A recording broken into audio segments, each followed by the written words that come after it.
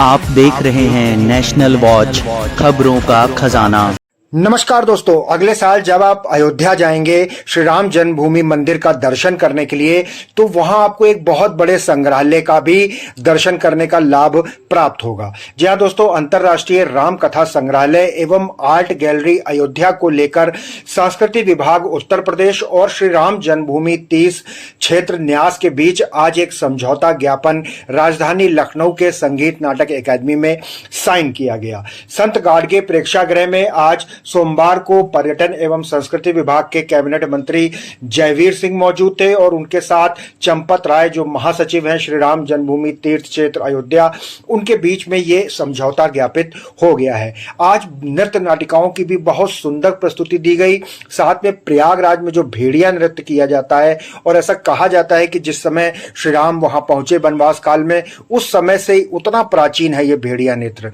साथ ही राम जी के जीवन को लेकर के एक बहुत सुंदर नाटिका ने एकदम समा बांध दिया। ऐसा लगा कि मानो मंदिर निर्माण हो गया है और हम सब मंदिर के भीतर बैठे दर्शन कर रहे हैं। कुछ ऐसे ही अलौकिक दर्शन करने के लिए इस राम कथा संग्रहालय और आर्ट गैलरी को लेकर के आज ये समझौता हुआ है।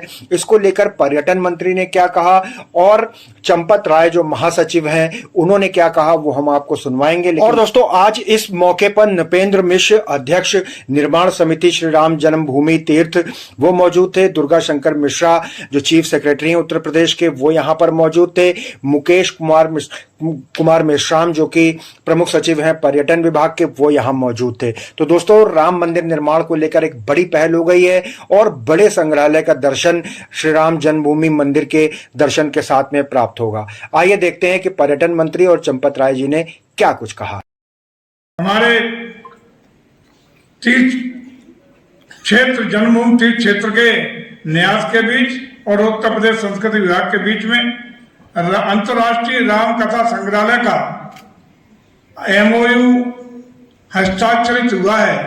इस पवित्र मौके पर मैं समझता हूं कि एक बहुत बड़ा ऐतिहासिक कदम होगा।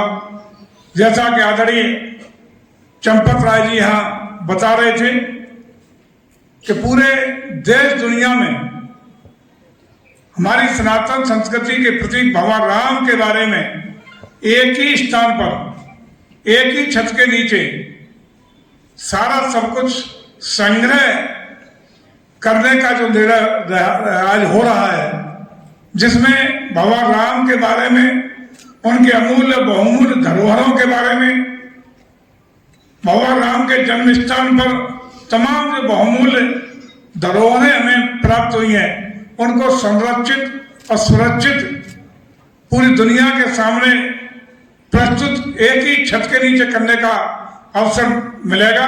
इसके लिए ट्रस्ट के सभी पदाधिकारियों का मैं हार्दिक रूप से स्वागत करता हूं, अभिनंदन करता हूं और धन्यवाद ज्ञापित करता हूं। जहां आज मंदिर बन रहा है, वहां से जमीन में से बहुत कुछ निकला है।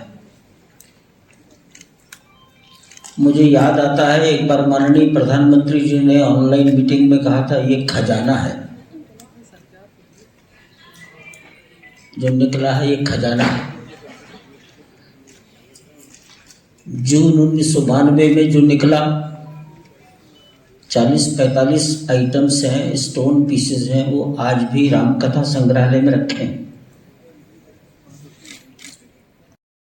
किया था उससे लगभग 14 मीटर गहराई तक गया। जो निकला वो सब रखा है।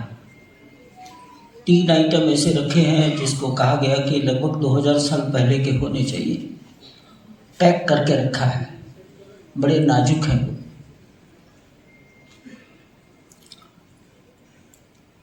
जुलाई अगस्त सितंबर में भी कुछ निकला, रखा।